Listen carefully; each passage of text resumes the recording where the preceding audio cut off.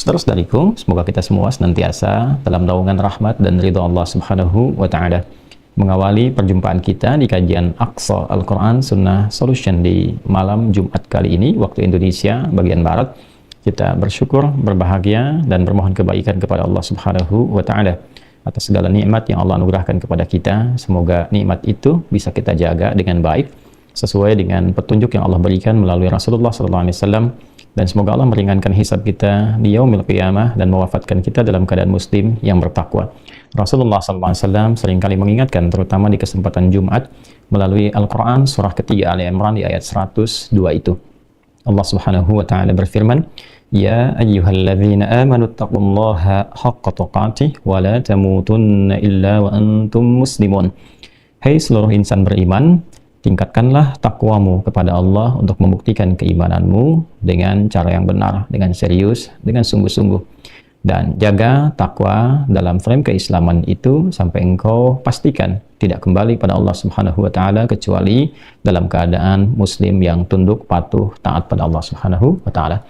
Semoga kita termasuk digolongkan pada golongan muslim yang dimaksudkan di surah Ali Imran ayat 102 ini. Dan tentunya dalam kehidupan ini kita berikhtiar untuk mewujudkan harapan dimaksud, diantaranya dengan mempelajari tuntunan Al-Quran dan Sunnah Rasulullah SAW sebagai solusi dalam kehidupan kita. Alhamdulillah, di pertemuan yang lalu kita telah masuki di pembuka ayat 33 di surah Al-Baqarah. Semoga Allah memberikan kekuatan dan kemampuan pada kita untuk melanjutkan kajian ini dengan bimbingan dari Allah Subhanahu wa Ta'ala, mengacu pada keterangan Rasulullah SAW yang disampaikan oleh para sahabat serta tabi'in dan jalur ulama yang mulia hingga kepada kita. Teman-teman, kita bacakan terlebih dahulu Quran surah ke-2 Al-Baqarah di ayat ke-33. Dimohon pada teman-teman yang tersambung melalui kajian ini untuk membiasakan setidaknya setiap malam Jumat agar ada mushaf atau perangkat terkait sehingga kajian kita bisa terkoneksi satu dengan lainnya. A'udzubillahi minasyaitonirrajim. Bismillahirrahmanirrahim. Qala ya Adamu anbi'hum biasma'ihim. Falamma anba'ahum biasma'ihim qala alam aqul lakum inni a'lamu ghaibas samawati wal ard wa a'lamu ma tubduna wa ma kuntum taktumun. Qala, Allah Subhanahu wa Ta'ala lantas berfirman kepada Adam alaihissalam setelah membekali Adam dengan pengetahuan yang komprehensif sebagai bekal utama dalam menjalani kehidupan di bumi, kemudian juga dan mempresentasikan semua visi misi kehidupan itu kepada para malaikat, yang malaikat ditantang kemudian untuk bisa menyampaikan pengetahuan seperti dimiliki oleh Adam alaihissalam yang telah Allah ajarkan. Maka mereka mengakui, dan tentu di sini menunjukkan pengagungan pada Allah Subhanahu wa Ta'ala dengan dasar kepatuhan bahwa Maha Suci Allah dari segala sifat-sifat yang tidak sesuai dengan kebesarannya, dengan keagungannya. Qalu subhanaka la ilma lana illa ma 'allamtana. Mereka pun mengakui sebagai petunjuk isyarat yang sangat dalam dari Al-Quran kepada kita untuk mengembalikan semua dasar pengetahuan kepada pemilik agungnya, yaitu Allah Subhanahu wa Ta'ala. Tidak ada satupun pengetahuan yang dimiliki oleh para malaikat. Mereka mengatakan la ilma lana illa ma 'allamtana, kecuali apa yang telah Allah ajarkan, Allah titipkan kepada mereka. Malaikat yang pernah saya sampaikan di pertemuan yang lalu dicipta oleh Allah dengan dasar kepatuhan saja, dengan jiwa takwa, punya spirit kebaikan dan tidak mengenal salah. La ya'sunallaha ma amarahum wa yaf'aluna ma yu'marun. Quran surah ke-66 ayat yang ke-6. Tidak punya bakat maksiat dan menjalankan tugas dengan sempurna sesuai dengan tupoksinya. Itu pun masih memberikan pelajaran kesadaran mendalam kepada kita semua bahwa semua pengetahuan yang diberikan, yang merasa dimiliki, hakikatnya adalah milik Allah Subhanahu wa Ta'ala yang dititipkan, yang diajarkan. Karena itulah kemudian bagi seorang hamba yang memiliki nilai keberimanan, nilai kebertuhanan pada Allah Subhanahu wa Ta'ala khususnya, maka sejatinya sifat ini harus meresap dalam jiwanya. Merasa sebesar apapun, sedalam apapun ilmu yang Allah titipkan, harus punya kesadaran mendalam bahwa semua ini bukan dilandaskan pada ikhtiar makhluk, tapi lebih kepada titipan atau pemberian dari Allah Subhanahu wa Ta'ala. Karena itulah konsekuensinya, semakin berilmu seharusnya semakin patuh. Kan kita punya asas terima kasih. Saat menerima, kita memberikan kasih. Saat diterima, kemudian memberikan kasih. Kita mengucapkan terima kasih. Nah, dalam konsep keagamaan itu disebut dengan syukur. Artinya semakin diberi, semakin bersyukur. Harusnya kan demikian. Itu sudah standar dalam kehidupan demikian. Apalagi dengan Allah Subhanahu wa ta'ala. Karena itu, ketika seseorang diberikan oleh orang lain misalnya, walaysa kamitslihi syai', setidaknya dia mengucapkan terima kasih. Nah, adab yang sama, bahkan lebih tinggi daripada itu, akhlak kita kepada Allah. Ketika diberikan sesuatu, hendaknya kita berterima kasih kepada Allah. Jalannya dengan bersyukur. Itu yang diajarkan di Quran surah ke-14 Ibrahim, kan ayat yang ke-7. Ya. Wa idz ta'adzana rabbukum la in syakartum la azidannakum. Dan bersyukur ini jangan hanya dipahami nikmat berupa harta benda, tidak juga. Jangan hanya dibatasi pada anak-anak yang sehat misalnya, ya, tidak sebatas demikian. Ilmu pun disyukuri. Nah, bagaimana mensyukuri nikmat pengetahuan yang terus Allah tambahkan? Baik itu dengan gelar, tanpa gelar. Ketika ilmu bertambah, seharusnya itu menjadikan dia merasa bersyukur kepada Allah karena diberi. Tadi kesadaran yang tadi, ya, bukan karena kemampuan dia semata untuk mendapatkan pengetahuan, tapi Allah yang berkehendak untuk menitipkannya. Kalau Allah nggak berkehendak, sehebat apapun berikhtiar seorang makhluk tidak akan mendapatinya. Ya, betapa banyak orang belajar keras, luar biasa, ya, tapi Allah nggak berkehendak karena melihat kemaslahatannya bukan pada orang dimaksud. Dia berhak mendapatkan yang lain, ilmu yang lain bukan yang itu. Allah titipkan pada yang lain. Ketika diberikan oleh Allah kepada si fulan, seorang hamba, maka adabnya dia berterima kasih kepada Allah dengan cara bersyukur.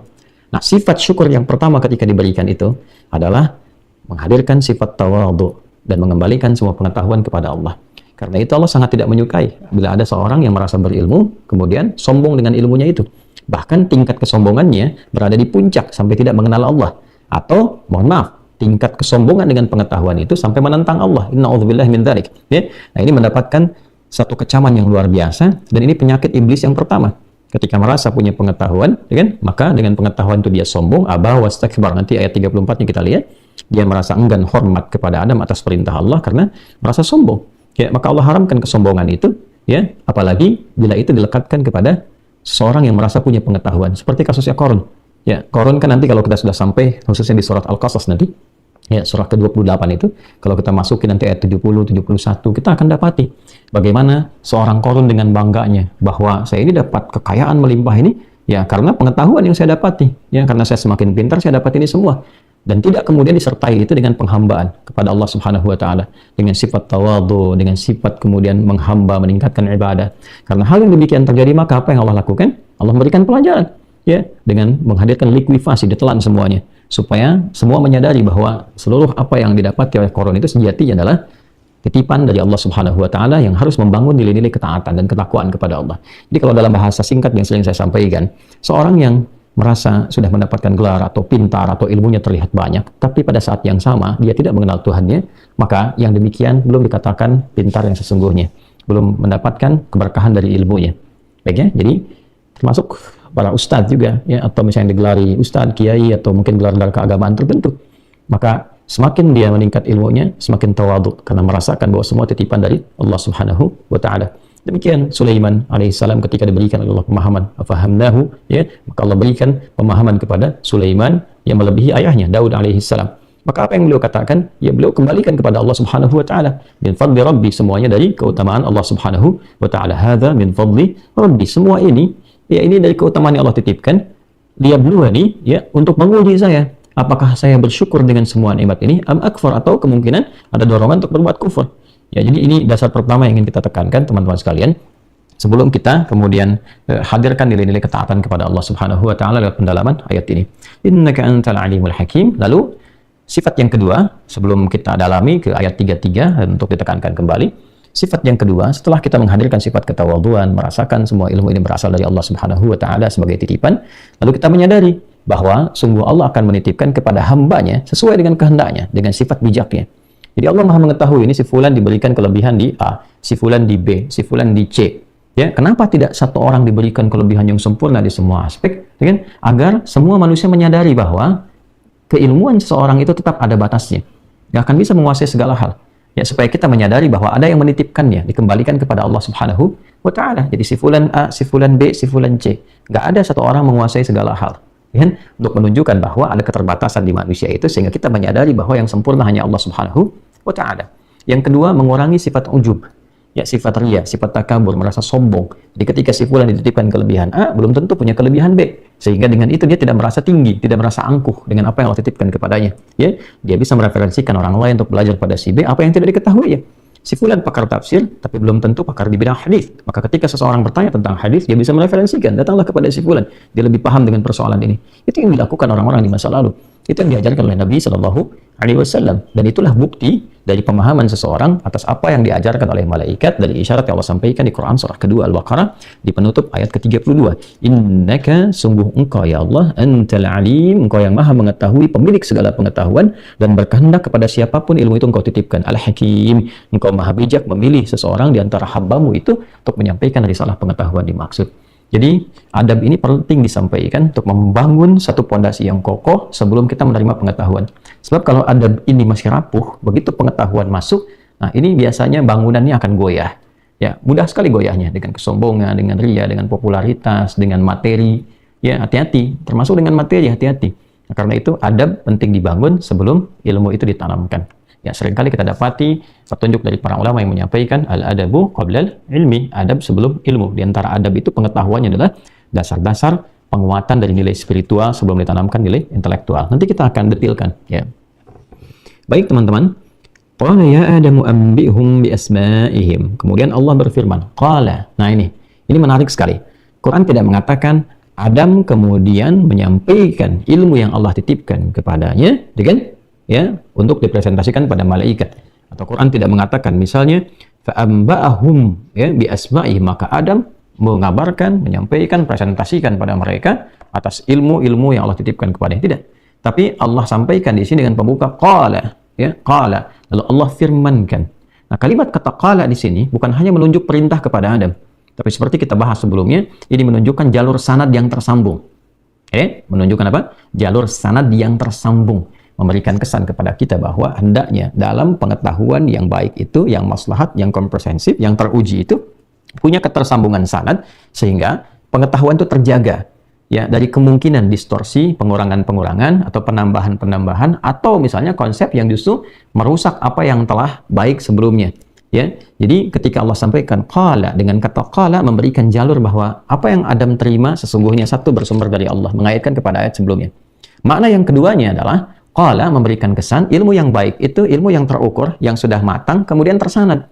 Jadi si fulan menerima dari si fulan, menerima dari si fulan, menerima dari si fulan. Ya, sepanjang konsepnya matang. Ya, sepanjang konsepnya baik, matang, termaslahatkan, itu ketika terjaga satu dengan yang lainnya, maka itu lebih bagus. Dan inilah kata qala ini yang menjadikan fitrah dalam dunia pendidikan itu terjaga.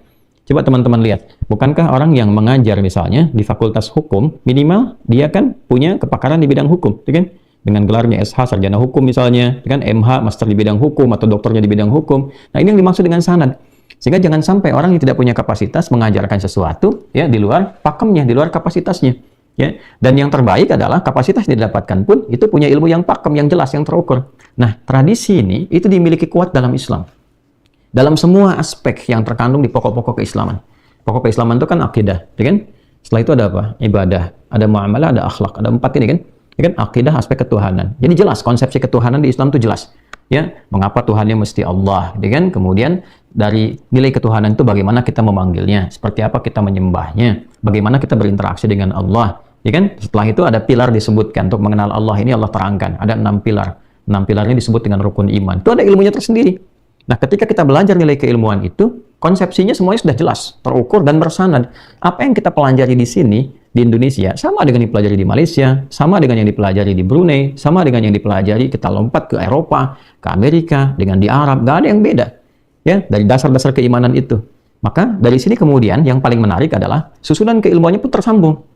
Si fulan menerima dari si fulan, si fulan, si fulan, si fulan sampai ke Rasulullah Shallallahu Alaihi Wasallam. Bahkan sumbernya satu sama Al-Quran. Ya kan? Coba lihat, dan nggak ada perbedaan. Yang menariknya dibaca dimanapun Al-Qurannya sama. Nggak ada Anda baca di Banten bahasanya Sunda, begitu di Padang bahasa Padang misalnya, pasti ada distorsi di situ. Ya, ada pengurangan, ada perbedaan di antara penunjukan kepada arti atau makna. Anda bahkan yang paling luar biasa di Amerika tetap Qurannya sama dengan bahasa Arab, di Arab bahasa Arab, semua sama, ya kan? Jadi dikekalkan dengan satu bahasa, bukan ingin menunjukkan pengkultusan pada satu kaum, bukan, tapi memberikan kesan penjagaan yang tidak berubah. Gitu. Itu yang kita ingin tekankan seperti Allah tegaskan di Quran surah ke-15 ayat 9. Inna nahnu nazzalna dzikra wa inna lahu lahafizun. Ya, dengan keagunganku diturunkan Al-Quran itu sebagai pengingat, ya, pengingat kita akan kedekatan kita dengan Allah, kesadaran kita untuk bertuhan kepada Allah, mengingatkan cara hidup yang benar. Dan kata Allah, dengan keagunganku dijaga Al-Quran itu. Dijaga. Makanya terjaga sampai sekarang, satu-satunya kitab suci yang tidak pernah berubah. lafadznya, dari setiap titik hurufnya sampai dengan saat ini, dan semua di muka bumi manapun dibaca dengan cara yang serupa, dengan cara yang sama. Hanya Al-Quran. Ya, itu di akidah. Maka kita matang sekali. Ya, nggak ada yang ambigu dalam konsep ketuhanan. Anda belajar dimanapun, kita menyadari sepenuhnya. Dalam Islam itu sangat jelas. Ya, Tuhannya satu, Allah. Jadi nggak mikir macam-macam, sudah Allah. Ya kan? Terus sangat diterangkannya sangat jelas sekali. Qul huwallahu ahad, sifatnya tunggal, esa, ya kan? Nggak ada satu, nggak ada satu tambahan, nggak ada satu dari yang lain, nggak ada satu dari sumber yang lain, cuma satu-satunya saja. Allahus samad, karena satu ini jadi kemudian tempat bertumpu, tempat bergantung. Lam yalid wa lam yulad, tidak beranak dan tidak diperanakan. Wa lam yakul lahu kufuwan ahad, dan sempurna kemampuannya, tidak bertumpu kepada faktor-faktor yang lain. Ya kan? Tidak punya sekutu, tidak punya serikat. Jelas sekali definisi ketuhanannya. Nanti ditafsir di ayat-ayat lain dengan penjelasan yang lebih detail lagi. Di ilmu ibadah, ya, terkait dengan ibadah, pakemnya pun jelas. Dan itu bersanad. Luar biasanya, dalam Islam itu, semua ibadah yang dikerjakan, itu bukan sekedar kita diminta lakukan A sampai Z, tapi punya dasar ilmunya. Dan ketika diurut ilmu itu tersambung kepada sumber pokoknya, kepada Nabi SAW. Nabi menerima petunjuk dari Allah Subhanahu wa Ta'ala. Untuk membuktikan, nah yang paling luar biasa begini, diakidahkan keyakinan. Kita yakin nih, kita bertuhan. Bertuhannya ke siapa? Kan? Kita bertuhan kepada Allah misalnya. Bagaimana cara membuktikan bahwa kita ini hamba yang bertuhan? Maka paling gampangnya ada ibadah kan? Ya kan? Ya kalau nggak ada ibadah, bagaimana membuktikan ketuhanannya? Jelas kan? Maka menghamba kan? Maka itu yang dimaksud di Quran surah ke-20, Taha ayat ke-14. Runtut sekali. Innani anallahu la ilaha illa ana fa'budni. Ya kan? Sayalah Allah, nggak ada Tuhan selain saya, kata Allah. Maka cara membuktikan kebertuhanan kau kepada saya, fa'budni, sembah saya. Ya, coba cari deh relasi antara nilai keimanan dan nilai kepatuhan dalam ibadah, yang ayatnya ada, penjelasannya ada, detailnya ada. Quran itu luar biasa. Setelah itu dijelaskan, kita kan bertanya, cepatnya kan bertanya, bagaimana cara menyembahmu ya Allah? Langsung diteruskan ayatnya, wa aqimis sholata lidzikri. Ya, kalau engkau ingin terkoneksi denganku, kata Allah, tunaikan sholat. Kita bertanya lagi kan, bagaimana cara sholat itu? Maka dijelaskan. Diajarkan kepada Rasulullah SAW, membimbing umatnya cara sholat yang benar, maka Nabi mengajarkan, paling jelas, kapan sholatnya. Waktunya ditentukan. Dari mulai waktu sholatnya. Kemudian diajarkan di sepanjang zaman mendapatkan cara kemudahan untuk menentukan waktunya itu. Dari mulai subuh, zuhur, asar, maghrib, sampai dengan isya. Lalu jumlah rakaatnya pun jelas. 2, 4, 4, 3, 4. Kan? Yang pokok kan? 2, salat subuh, 4, salat zuhur, asar. Kemudian 4 rakaat, maghrib 3 rakaat, dan isya 4 rakaat. Coba silakan. Dari waktunya, sejak zaman Nabi sampai sekarang, sama. Nggak ada perubahan. Jumlah rakaatnya, sama. Nggak ada perubahan. Ya, kalau ini tidak didasari dengan dasar pengetahuan yang tersambung, yang kokoh, yang sempurna, mustahil bisa abadi. Boleh jadi seseorang bisa kreatif, maghrib jadi 4, kan? Bisa jadi 2 misalnya. Tapi karena sumbernya dijaga dengan pengetahuan yang bersanad, yang sudah kokoh, maka tersambung. Bukan hanya sampai situ. Dari mulai kita memulai sholatnya, ya, semenjak wudhu untuk syarat sahnya, lalu mulai bertakbir sebelum menghadap kiblat, ya, menghadap ke arah yang sama, bertakbir sampai dengan salam. Dan itu ada ilmunya. Di mana ditemukan yang demikian? Nah, ini kita ingin tunjukkan bahwa di dalam Islam itu tradisi sanad itu terjaga. Anda kalau mencari dari cara wudhu aja, ayatnya ada, Quran surah 5 ayat 6 misalnya, ya Al-Maidah ayat 6, ya ayyuhalladzina amanu idza qumtum ilas shalah faghsilu wujuhakum, dan seterusnya ayat. Ayatnya ada. Yang menjelaskan ayat itu siapa?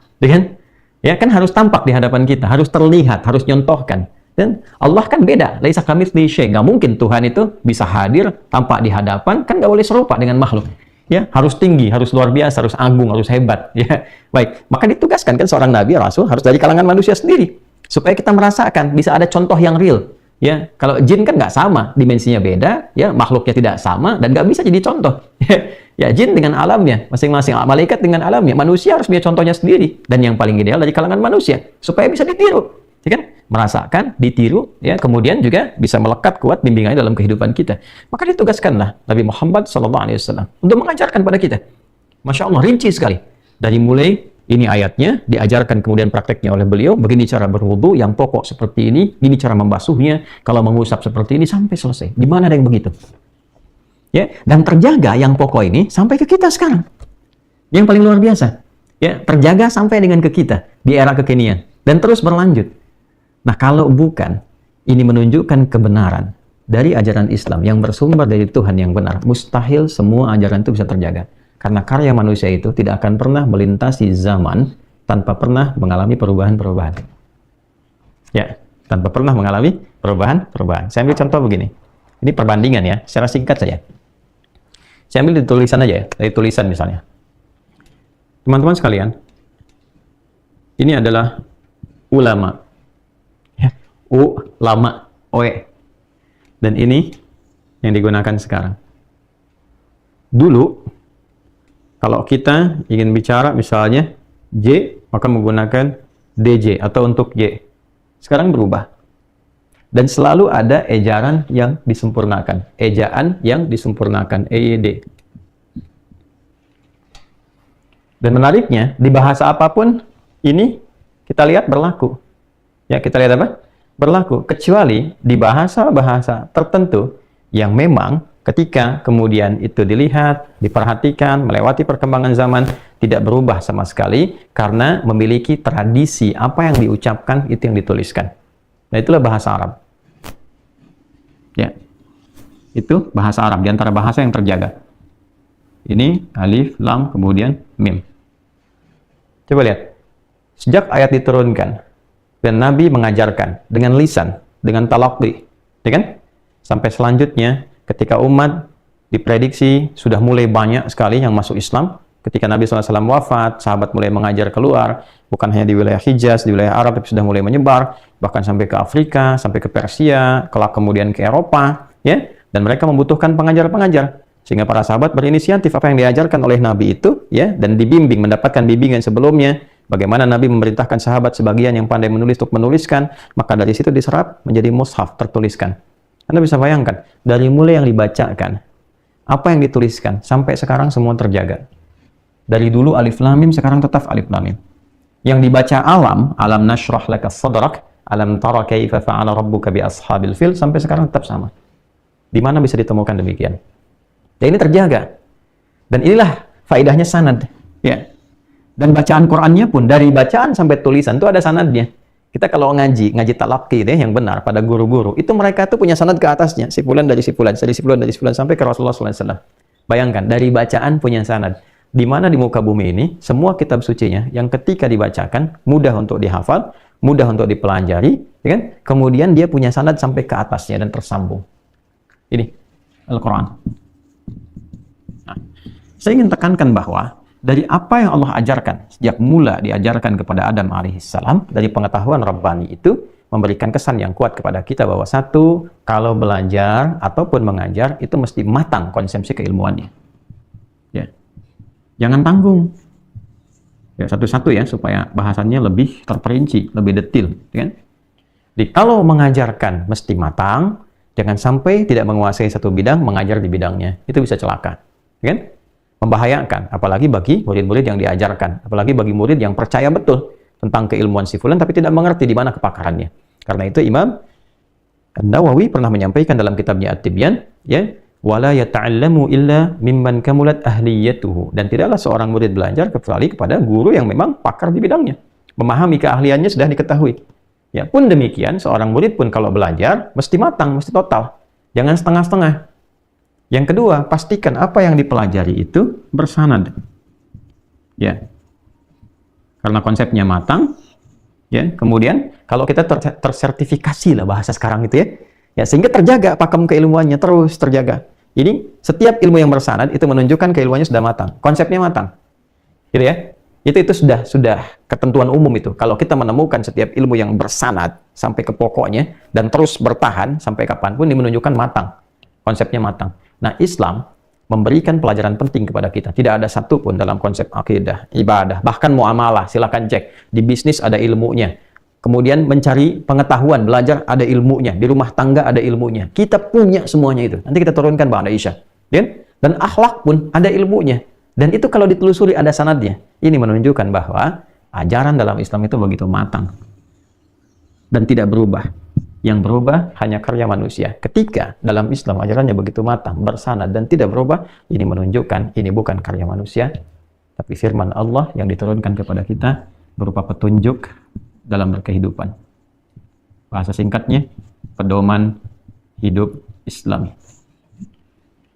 Apa saja pedoman hidup Islami itu yang dimintakan sejak awal diciptakan Adam alaihissalam oleh Allah Subhanahu wa taala untuk diviralkan di kalangan malaikat, memberi pesan bahwa dengan ilmu itulah visi kehidupan dan misi hidup di dunia bisa berjalan dengan baik dan mengentaskan semua persoalan kehidupan di setiap generasi.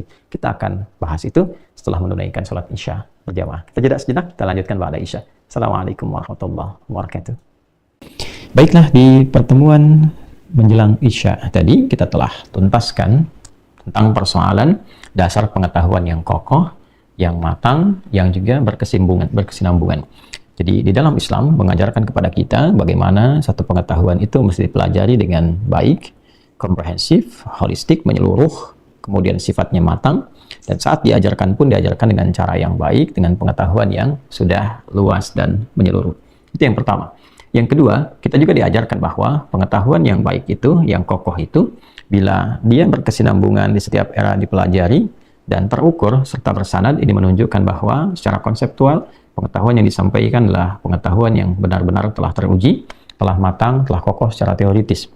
Apalagi bila dalam perjalanan itu tidak pernah mengalami perubahan, terukur sifatnya dan konsisten, yang menunjukkan bahwa pengetahuan dimaksudkan seluruh informasinya bukanlah karya manusia, karena manusia memiliki titik-titik keterbatasan, titik kelemahan yang tidak mungkin abadi dalam perjalanannya. Ya, bisa jadi pengetahuannya diajarkan, tapi cara mengajarkannya, perangkat pengajarannya, bahkan bahasa yang disampaikan bisa berbeda. Ya, di dalam Islam kita temukan bahwa dasar atau konsep pengajaran dalam Islam, baik terkait dengan konsep akidah, apalagi juga terkait dengan konsep ibadah, di dua pokok ini kita dapati bahwa seluruhnya sempurna diajarkan tanpa pernah mengalami perubahan sampai ke lafaz-lafaznya. Ini menunjukkan bahwa yang disampaikan kepada kita secara bersanad, transmisi yang tersambung ke Rasulullah SAW bukanlah rekayasa manusia, tapi betul-betul petunjuk yang Allah berikan melalui Rasul yang terpilih, Nabi Muhammad SAW, sehingga dia bukan sekedar pengetahuan, tetapi lebih menjadi pedoman berkehidupan. Karena pedoman ini, teman-teman sekalian, itu mengarahkan kita pada kesadaran sepenuhnya untuk mengembalikan diri kepada Allah, sehingga muncul kepatuhan. Dan dengan kepatuhan ini lahir nilai-nilai ibadah yang memberikan pengaruh kepada jiwa, lahir ketentraman, kedamaian, kebahagiaan, dan kesuksesan. Dalam bahasa Arab, kalau ini disatukan menjadi satu nama disebut dengan Islam. Akarnya dari kata aslama yuslimu, akar dari ini berasal dari kata salima, ya, atau asilmi. Ya. Maka kalau kita dapati turunan akar kata ini, kita akan temukan di antara maknanya ada kedamaian, ketentraman, kebahagiaan, salam itu damai, kan? Ada penghormatan. Di situ ada kesuksesan, ya, puncak kesuksesan tertinggi baik di dunia, di alam kubur sampai akhirat. Wassalamun alaihi yawma wulida wa yawma yamutu wa yawma yub'atsu hayya, di Quran surah ke-19 ayat ke-15. Maka kalau kita turunkan dari pedoman hidup dan nilai keislaman, tambahkan i di ujung kata Islam, kita temukan pedoman hidup Islami. Jadi Allah Subhanahu wa taala saat memberikan bekal pengetahuan kepada Adam alaihissalam sebelum bertugas menjalani misi di bumi, maka Allah berikan berbagai bentuk pengajaran atau keilmuan yang disifati dengan nilai-nilai Islami. Orangnya disebut dengan Muslim. Artinya tunduk, patuh, taat, damai. Dari kata Islam itu nanti munculkan kedamaian, tenang. Ya, dibawa kemanapun ilmu membuat kita tenang, termasuk di rumah tangga. Ya, sakinah itu kan ketenangan. Kapan ada ketenangan? Ketika tahu ilmunya. Ya. Kemudian sukses di semua jenjang kehidupan, semua jenjang kehidupan. Jadi kalau kita di dunia saat ini, dunia sukses, di alam kubur juga merasakan kedamaian, di akhirat juga bahagia. Ya. Dasar pokoknya disebut dengan silmi, kemudian frame-nya disebut dengan Islam, dinnya, hasilnya disebut dengan salam. Ya. Dan kata ini kita temukan semua dalam Al-Quran. Dari frame-nya Islam, Quran surah ke-3 ayat 19, kan? Inna ad-dina 'indallahil Islam. Kemudian ini semua tuntunan yang menghadirkan semua hasil pokok yang disebut silmi. Kita ada di Quran surah kedua ayat 208. Ya ayyuhalladzina amanu udkhulu fis silmi kafah. Hai semua orang yang yakin, yang beriman kepada Allah, beriman kepada semua apa yang Allah sampaikan, ya kan? Apa yang Allah perintahkan, apa yang Allah tunjukkan. Udkhulu fis silmi, masuklah kalian di dalam silmi. Apa itu silmi? Ya ini semuanya. Ketundukan, kepatuhan, ketaatan, kedamaian, ya kan? Dan ditemukan di mana? Semua petunjuknya kembali kepada ini, informasi ilmu yang Allah berikan, ya kan? Baik. Kemudian kafah, secara total, secara menyeluruh. Hasilnya disebut dengan salam. Ya, salam ini semua yang didapatkan nih hasilnya ketika didapatkan kedamaian, ketentraman, kebahagiaan, kesuksesan itu salam namanya. Ya, ini bisa didapati kalau ada kepatuhan, ketundukan, ketaatan. Pada apa? Pada ketentuan yang Allah berikan lewat ilmunya. Oke? Dari mana temukan salam? Quran surah 19 misalnya. Ayat 15. Wassalamun alaihi, ini contoh ke Nabi Yahya alaihissalam. Wassalamun alaihi yauma wulida wa yauma yamutu wa yauma yub'atsu hayya. Ya, Yahya alaihissalam mendapatkan kedamaian, ketentraman, kebahagiaan di dunia, juga saat di alam kuburnya, dan di akhirat dibangkitkan dalam keadaan bahagia. Kapan diraih? Lihat ayat sebelumnya. Ya Yahya, khudhil kitaba biquwwah. Kitab. Wa atainahu hukma sabiyya wa halalan min ladunna wa zakata wa kana taqiyya wa barran biwalidayhi wa lam yakun jabbaran asiyya. Baru ini, wassalamun alaihi wa yauma wulida wa yauma yamut wa yauma yub'atsu hayya. Ketika ada kepatuhan terhadap semua apa yang Allah sampaikan dari pengetahuan yang diberikan lewat apa? Kitab. Ya kan? Kitab. Di kitab ini ada apa? Ada petunjuk tentang semua ini. Petunjuk yang berisi pedoman berkehidupan, pedoman hidup Islami, itu disebut hudan namanya. Hudan. Nah, dari sejak Adam sebelum diturunkan, beliau sudah menerima hudan. Ya, dari mana taunya? Nanti di ayat 38 di surah Al-Baqarah, surah 2 ayat 38. Qul nahbitu minha jami'a fa imma ya'tiyannakum minni huda. Ini. Ya kan? Sekarang tugas dimulai, turun ke muka bumi untuk menjalani misi. Kan? Nah, fa imma ya'tiyannakum minni huda. Nanti saat menjalani itu akan turun bimbingan. Nih, semua petunjuk, pedoman berkehidupan. Ilmu yang Allah berikan berupa petunjuk berkehidupan. Semua diinstalkan karena Adam Nabi alaihissalam. Ya. Kemudian kalau hudan ini diikuti, faman tabi'a hudai fala khaufun 'alaihim wa lahum yahzanun. Maka semua detil perjalanan hidup di dunia yang dialami itu la khauf 'alaihim, tidak ada kegelisahan. Gak gelisah kan tenang ini. Kan? Walahum yahzanun, dan senang, dan mereka tidak bersedih. Tidak sedih itu kan senang, sukses. Ya, jadi konteks kehidupan yang kita jalani di dunia ini secara konseptual adalah mendapati ketenangan, kesuksesan. Apapun yang kita kerjakan, kapan itu bisa didapati? Kalau ini diakses hudannya dan punya sifat kepatuhan menjalaninya. Itu patuh, taat, tunduk. Di setiap era berganti selalu ditugaskan oleh Allah setiap nabi untuk membimbing setiap umatnya di setiap generasi untuk menjelaskan hudan ini. Dasarnya adalah pengetahuan yang Allah berikan. Jadi akumulasi semua pengetahuan yang Allah sampaikan untuk menjalani misi kehidupan di bumi sesuai dengan eranya. Era Nabi Adam kan beda dengan era Nabi Nuh alaihissalam. Era sampai ke Nabi Ibrahim itu berbeda. Sampai ke Nabi Musa, Nabi Isa, sampai ke Nabi Muhammad sallallahu alaihi wasallam, sampai kehidupan berakhir. Kan eranya berbeda. Karakteristiknya mungkin tidak sama. Keadaan umat setiap makhluknya. Jadi cara menaati Allah pun Allah berikan informasi sesuai dengan zamannya. Tapi nilainya tetap sama. Dalam bingkai apa? Ketaatan, kepatuhan Islam. Orangnya Muslim. Muslim itu taat, patuh pada perintah Tuhan. Semua yang taat kepada Tuhan, pada Allah namanya Muslim. Ya kan? Ya, ini frame yang disebut Islam. Kenapa agama kita disebut Islam? Untuk memberikan kesan kalau sudah masuk Islam mesti patuh. Kenapa harus patuh? Supaya sukses, supaya tenang, supaya bahagia, supaya tentram. Itu intinya. Ya kan? Kan Allah Maha segalanya.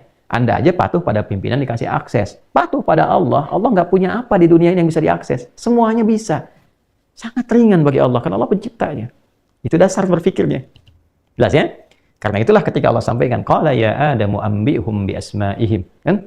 Falamma anba'ahum bi asma'ihim. Nah, ketika Allah firmankan Adam, coba buka, berikan pencerahan, sampaikan apa yang telah aku ajarkan kepadamu, pada malaikat, ada jin di situ, sampaikan semuanya. Begitu disampaikan, terbuka keagungan Allah, makanya pakai naba beritanya. Ya, anba'ahum dari anba'a yunbi'u. Asalnya dari kata naba, sesuatu yang agung. Jadi apa yang Allah berikan ini sesuatu yang agung. Hudan ini sesuatu yang mahal, istimewa. Nggak mudah mendapatkan ini. Ini agung. Sampai malaikat pun ketika mendapati keagungannya sujud, hormat. Itu malaikat aja yang tak kenal salah sujud, patuh, hormat. Masa manusia yang ada nafsunya nggak mau sujud sama Allah? Nggak mau patuh tuh pakai ini. Ini malaikat berharap dapat ini. Tapi Allah tempatkan di tugas yang lain. Kita diberikan, masa nggak patuh? Ya. Ayo, ya kita renungkan kembali, kita pikirkan kembali. Ya. Nah, di setiap era berganti Allah berikan petunjuk-petunjuk ini. Ya. Sampai misalnya di era siapapun, Nabi Musa alaihissalam dapat hudan. Eranya kan berbeda. Ya, tetap keislamannya sama karena nilai kepatuhan, nilai ketundukan. Tapi diberikan petunjuk sesuai dengan zamannya, supaya bisa menyesuaikan dengan zaman. Maka di zaman Nabi Musa diberikan Taurat misalnya. Taurat itu isinya hudan. Coba buka Quran surah 17, Al-Isra, ayat kedua. Quran surah 17, ayat 2. Ya. Wa ataina Musal kitaba. Dan dengan keagunganku kami berikan kepada Musa alaihissalam kitab. Ya kan? Waja'alnahu hudan li bani Israel, dan kami tetapkan dalam kitab yang Allah berikan pada Musa itu ada hudan, isinya hudan Untuk siapa? Untuk Bani Israel di eranya Musa alaihi salam. Kalau ingin sukses, ingin berhasil, ya kan? Bagaimana mengatasi tindakan Firaun, bebas dari cengkramannya, sukses menjalani kehidupan, tenang, damai. Ini pelajari hudannya. Ya, di kitabnya, apa nama kitabnya? Diberi nama Taurat, ya kan? Quran surah 3 misalnya, Ali Imran ayat ketiga. Nazzala 'alaikal kitaba bil haqqi musaddiqan lima baina yadayhi wa anzalat Taurat. Ya kan? Musa diberikan Taurat. Apa isi Taurat? Hudan. Kenapa disebut Taurat? Nggak disebut kitab saja, untuk membedakan hudan di masa Musa dengan era yang lain. Ini loh eranya Musa alaihissalam, cocoknya di era itu. Setelah itu nggak cocok lagi, karena eranya berbeda. Ya kan? Makanya di era Nabi Isa alaihissalam, setelah lewat kan, Musa lewat kan, setelah itu kan, generasi berganti terus, sampai Daud, sampai Sulaiman, terus, sampai ke Nabi Isa alaihissalam. Ya? Nah, Nabi Isa pun diberikan kitab, namanya apa? Injil. Coba kita kaji lagi di Al-Maidah misalnya. Ya, apa yang ada di Injil itu? Fihi hudan, ada hudan juga. Kenapa disebut Injil? Untuk memberikan apa? Kesan bahwa di eranya Nabi Isa berbeda dengan eranya Nabi Musa alaihissalam. Nabi Isa pun diajarkan Taurat. Ya kan? Kemudian wa yu'allimuhul kitaba wal hikmata wat taurata wal injil, diajarkan. Tapi kitab yang dipraktekkan apa? Injil. Isinya apa? Fihi huda. Ada nasihat, mau'izah dan seterusnya. Ada hudan. Ini petunjuk berkehidupan. Ya. Untuk siapa? Untuk umat beliau di masanya, di eranya. Makanya kitab-kitab masa lalu nggak abadi sifatnya, karena cuma di eranya saja. Coba temukan kitab-kitab di masa lalu, Suhuf Ibrahim, Suhuf Musa, Tauratnya Musa alaihissalam, sampai sekarang, termasuk Injilnya Nabi Isa alaihissalam. Nggak akan ditemukan. Sulit mengaksesnya bagaimana gitu. Ya. Baik, kenapa? Karena memang ini secara manhajiyah, secara konseptual, itu diterapkan untuk eranya saja. Jadi kalau dipakai keberlanjutan ke masa-masa yang akan datang, nggak akan selaras. Karena perkembangan zamannya berbeda, karakteristiknya nggak sama umatnya. Nah, pun demikian, 600 tahun setelah era Nabi Isa alaihissalam, datanglah era Nabi Muhammad sallallahu alaihi wasallam. Maka dianugerahkan oleh Allah Subhanahu wa taala kepada beliau Al-Qur'an, ini kitabnya, untuk membedakan dengan eranya Nabi Isa yang Injil, eranya Nabi Musa yang Taurat, demikian sampai ke atasnya. Gitu. Nah, yang paling luar biasa kalau Injil di Bani Israel, Taurat di Bani Israel, Al-Qur'an linnas. Karena nabinya nabi terakhir, petunjuknya pun harus sampai akhir. Kan logika berpikirnya begitu kan? Ya kan? Dari Nabi Musa kan masih ada nabi yang lainnya, ya. Nabi Daud kan masih ada, diberikan Zabur untuk zamannya, gitu kan? Pun demikian pada eranya Sulaiman alaihi salam. Terus sampai ke Nabi Isa dapat Injil, ya kan? Nabi Isa mendapatkan itu di eranya. Baik kan? Nah, Nabi Muhammad itu kan penutup para nabi, penutup para rasul. Berarti risalahnya untuk umat terakhir. Umat terakhir itu adalah umat yang hidup sampai akhir kehidupan di bumi. Secara logikanya adalah karena rasulnya untuk umat terakhir, rasulnya yang terakhir, umatnya sampai akhir, maka kitabnya pun harus berlaku sampai akhir, harus terjaga. Logikanya begitu. Nggak boleh nggak terjaga. Harus terjaga. Bagaimana kita bisa akses sekarang kalau nggak ada petunjuknya? Kan nabinya terakhir. Ya kan? Jadi harus terus berkelanjutan. Maka Allah turunkan Al-Quran. Apa isi Al-Quran itu? Hudan. Dari mana taunya? Quran surah kedua Al-Baqarah ayat 185. Ya. Karena Rasul yang terakhir, maka harus istimewa. Karena untuk semua umat, semua karakter dari beliau dilahirkan, diangkat jadi nabi, jadi rasul, kemudian mulai berdakwah, diberikan risalah dan seterusnya, maka petunjuk yang beliau bawa itu mesti terus abadi sampai kehidupan berakhir. Dan itu mesti istimewa, karena rasulnya istimewa, maka diturunkannya pun di hari yang istimewa, ya, di waktu yang istimewa, di bulan yang istimewa. Syahrul Ramadan. Ya, syahrul Ramadan alladzi unzila fihi al-Qur'an. Bulan Ramadan. Harinya Jumat, malamnya Lailatul Qadar. Inna anzalnahu fi Lailatul Qadar. Yaumal taqal jama'an, ya, hari Jumat. Semuanya istimewa. Diturunkan lewat malaikat yang istimewa, Ruhul Amin, nazala bihi Ruhul Amin. Ya? Baik, setelah itu apa? Hudan. Isinya hudan. Linnas, untuk semua. Tuh. Kalau dulu tuh di Bani Israel, kaum Hud, kaum Saleh, ya, kaum Tubba, macam-macam dan sebagainya, disebutkan kaumnya. Kalau Al-Qur'an tidak, untuk semua manusia sampai kehidupan berakhir. Jadi cara memahami Al-Qur'an adalah Al-Qur'an ini adalah firman Allah.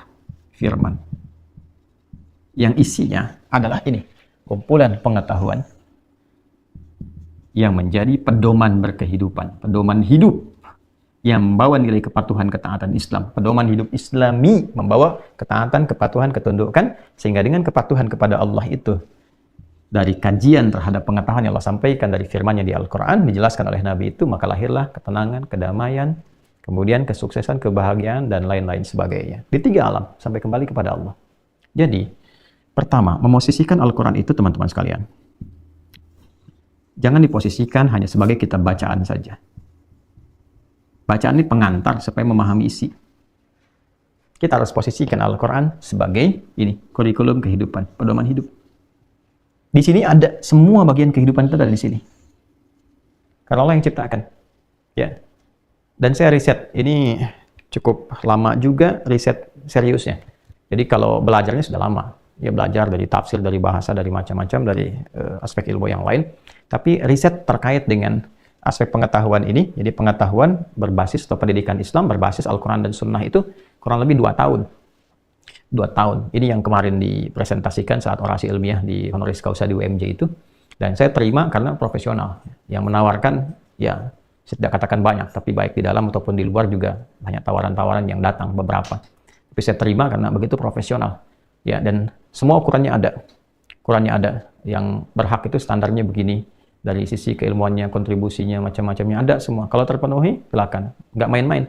Bukan karena diberikan untuk faktor tertentu. Yang penting naik, diberikan, dapat SK, kemudian juga dapat syahadah, selesai. Tidak, nggak begitu. Ya, dan nggak ada tukar-menukar dengan duniawi. Jadi memang dipandang ada bagian yang dianggap layak dari semua komponen itu. Nah, karena diketahui proporsional, ya profesional, maka mesti ada karya ilmiah. Jangan dikira nggak ada karya ilmiah. Itu dibikin karya ilmiahnya. Dibuat, dan 2 tahun loh, diperiksa. Ya, lebih mudah bikin disertasi biasa, secara reguler. Itu berapa bulan kita sudah selesaikan. Ya, ini 2 tahun dilihat dulu, dicek dulu, ada promotornya, ya, kemudian ke atasnya lagi, dicek lagi secara ilmiah keseluruhannya. Nah, karena itu di UMJ ini, saya terima karena teliti, hati-hati dan profesional. Dan cuma 2 orang, sampai dari berdirinya sampai sekarang yang dapat honoris causa. Yang pertama, presiden pertama, yaitu presiden pertama Indonesia, Insinyur Soekarno, Bung Karno. Yang kedua kami, itu dilihat. Nah, saya sampaikan ini untuk memberikan kesan bahwa ini sudah kita teliti secara ilmiah. Jadi bukan hanya informasi yang kita dapatkan, kita kumpulkan, tapi ada riset di dalamnya. Ada riset, ini mahal sekali. Ya, dan bagaimana ini bisa menjadi manajemen? Manajemen pendidikan Islami berdasar atau berbasis pada Al-Quran dan Sunnah, setelah implementasinya pada pendidikan Islam yang berkemajuan. Nah, ini teman-teman sekalian, kalau kita turunkan, ini runtut sekali. Dari Allah mengajarkan pengetahuan, muncul ilmu, kan? Melahirkan ketundukan, ketaatan, kepatuhan di sifatnya Islam. Nah, ditugaskan kepada Nabi untuk mengajar di setiap eranya. Jadi Nabi itu bukan hanya tugas membawa risalah, tapi tugas mendidik juga. Ya, saya langsung lompat ke Nabi Muhammad SAW. Di Quran surah kedua Al-Baqarah ayat 151 misalnya, sampai ke 152. Di 151 itu tentang tugasnya, yang 5 itu. Kama arsalna fikum rasulan minkum yatslu alaikum ayatina wa yuzakkikum wa yu'allimukumul kitaba wal hikmah wa yu'allimukum ma lam takunu ta'lamun. Baru 152-nya kedekatan kita dengan Allah. Fadhkuruni adzkurkum washkuruli wa la takfurun. Wa yu'allimukum ma lam takunu ta'lamun. Allah tegaskan Nabi itu pendidik. Ya, seorang Nabi itu pendidik. Nah, dari mana beliau mendidik? Ini sumbernya. Dari petunjuk Allah langsung. Sampai ke semuanya yang disebut dengan adab itu. Adabani Rabbi fa ahsana ta'dibi. Allah yang mengajarkan aku dan menyempurnakan pengajaran itu untuk diteruskan kepada umatnya. Jadi penting disadari bahwa Nabi seorang pendidik. Yang diajarkan apa? Semua pedoman kehidupan yang Islami yang membawa ketundukan, kepatuhan, ketaatan, kedamaian, kesuksesan, kebahagiaan. Maka sifat pendidikan yang didapatkan dari para Nabi disebut pendidikan Islami. Nah, apa yang dibangun dari sini? Keyakinan kepada Tuhan. Yang kuat, yang kokoh. Supaya dengan keyakinan kokoh ini muncul kepatuhan. Dari patuh mau mengamalkan. Dari mengamalkan muncul kesuksesan. Begitu runtutannya. Nah, kepatuhan yang dalam tanpa keraguan disebut dengan keimanan. Kepatuhan untuk menunaikan apa yang diimani disebut dengan ketakwaan. Makanya kalau kita bicara iman, itu keyakinan tanpa ragu. Bicara takwa, penunaian, pembuktian dari keimanan untuk menunaikan amal soleh sesuai dengan perintah dari Allah sebagai tanda kepatuhan. Makanya kalau ada iman, setelah itu kemudian ingin takwa, pasti ada amal sebagai bukti keimanan, gambaran dari kepatuhan. Contoh, kemarin kita puasa kan, dibuka dengan iman dulu, amal, baru takwa.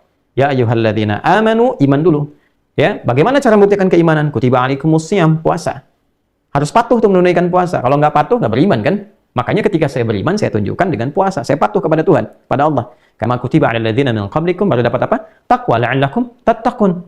Nah, jadi kalau orang sudah beriman, yakin tanpa ragu, tunjukkan itu dengan patuh, taat, ini silmi ini, patuh, taat, kuat, baru muncul hasil dari situ. Apa hasilnya? Ya, diberikan pengetahuan untuk membimbing bagian tubuh kita untuk bersikap, maka muncullah karakter kinerja. Sikap-sikap dari ujung kepala sampai ujung kaki, dibimbing bagaimana mata memandang, ya, bagaimana telinga mendengar, lisan bicara sampai ke ujung kaki. Sampai nanti bentuk-bentuk pekerjaannya disesuaikan dengan hajatnya.